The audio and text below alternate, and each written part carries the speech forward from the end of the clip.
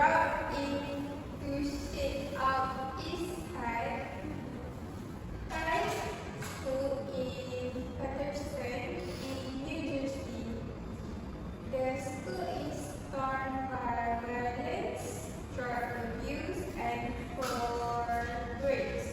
Mr. Clark used strict discipline and non-traditional techniques to teach discipline and pride to the students and staff. His goal is to prepare the students to pass a simple skills test and keep the state from taking the school away from him.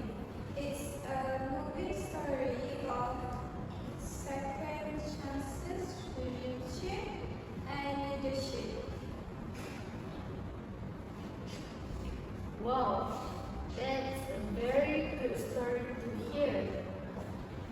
Can you tell me more details about the story? Like, what's the story you want to highlight the most? Yeah, of course. The part of the story that I wanted to stress the most is when Mr. Clark gets the kids to believe in themselves. He does not only focus on disciplines, but he also helps their right to be successful. One of the strongest parts is when he gets the whole class into the auditorium and tells them that they are not blessed, that they can do anything, that he really illustrates his care for the students and how he urged them to overcome their fate. It's one of those reminders that sometimes all a person needs is someone that to believe in him. I see. Thank you, Ms. Farah, for this. Thank you, Ms. Sarah, for the explanation. As Ms. Sarah said, this story was about the educational setting in Eastside High School. Let's move on to the next question. This question is for Miss number 2, which is Miss Izati. From this movie, Late on Me, what are the key problems that you identify from the movie? Alright, so it's a good question. Thank you to the host. Okay, so for the key problems, there are a lot of key problems stated in this movie, but I will explain just 3 of them. Is it okay? Okay. Alright. Okay, so for the first key problem that I identify is the failing school system. Why I said that because the students did not manage to score their standardized test. This standardized test is which claim as an easy test for them, but they didn't manage to score them. So it shows the failing school system. Why I say that it is because the teachers and staffs are overwhelmed and frustrated because there is no self-respect given to them. Yes, and then this showed that the school failed to manage students' academic performance because the teachers overwhelmed and frustrated with the students because there is no self-respect given to them. Do you understand what I say? Yes. Alright. Okay, and then the second principle, the key problem, that I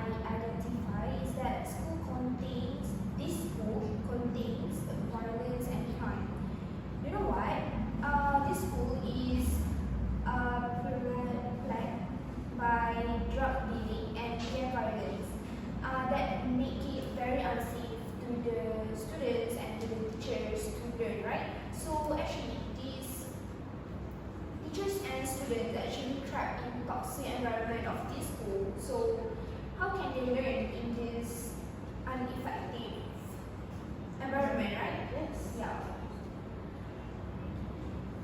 Okay. For the last key principle that I found is family issues. Family is an important role for the students, right? Family play an important role to the students. So, but in this movie, most of the students do not have the family absentee in their life, which leads to poor academic performance and problematic behavior.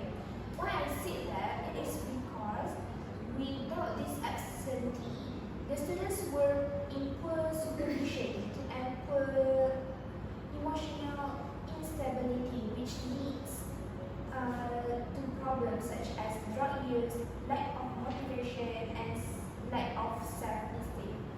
So, as for summary, it clearly portrays that how family struggles like drug use, absent parenting, and lack of support contribute to the school's problem. Not the school problems, to the students' problems in academy without this important role of this family. So, these background issues help to explain why many students are unmotivated, undisciplined, and headed toward the failure. So actually, it's not the students' fault 100%. It's actually the family also. So I think that's all for me. Thank you to the host. Thank you, Mrs. Zati. Those are very good points. Now let's continue to the next question. Based on this movie, what do you think about Mr. Joe Clark's leadership or teaching style? Is it effective? What is your opinion, Ms. Hazwan? Okay, so thank you, Ms. Ilana, for the question. Personally, I think Mr. Joe Clark used a strict leadership, but for me it was effective. He also had the courage to teach in a troubled school, and he has a discipline with his students in which he made tough decisions. He also knows how to take the students' hearts by communicating with them. And I also think Mr. Jokla is a good person with a sporting personality to catch up with the students. He also likes to develop his students to know them better. I see. From your opinion, do you think his leadership skills were too harsh? So, yes, personally for me, I think it was because at one time he was getting angry and shouting at the students. I totally understand why he does that, because some students are getting rebellious and not listening to him. He is being too strict because that's how to make the change in a crisis situation. He also shuts the door when the students arrive late to class, and he also has a strong stance when it comes to learning. Despite his strictness, he cared about his students because he constantly reminds them that they were capable of achieving more. And he also gave them confidence even when no one else did. That emotional connection, I think, is what truly made his leadership effective in the movie. Thank you, Ms. Hazwani, for your earnest answer. Now let's move on to the next part of this question. I would like to have Ms. Karina. The true story of Inside High School, a school dealing with serious problems like drug abuse, crime, and poor academic performance, is told in Lean on Me, which theories of education can be used to explain how Principal Joe Clark handled the matter. Good question. First, let's talk about behaviorism.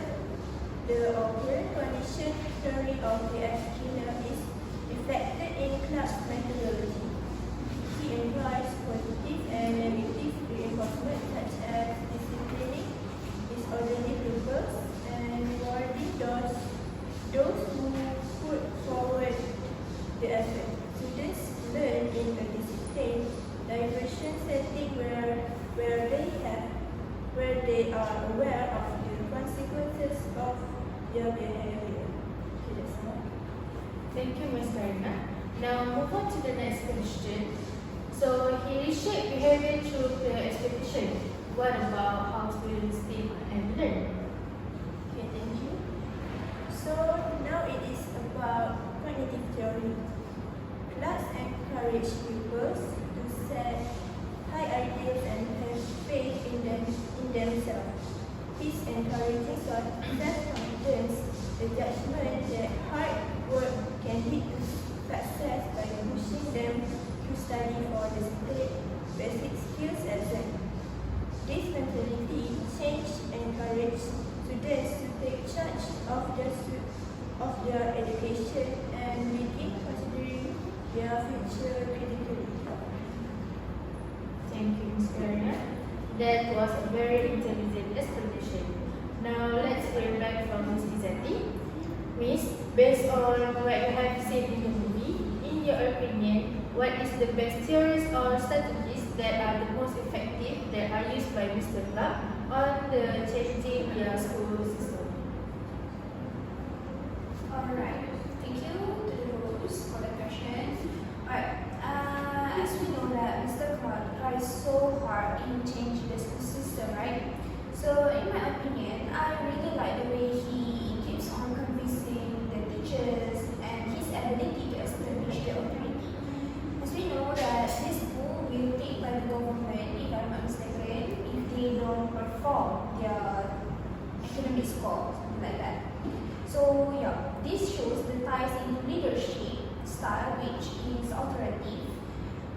This is very effective in all school settings. Mr. Clark is a very good principal for me because he has set very high expectations while providing the structure that the students need.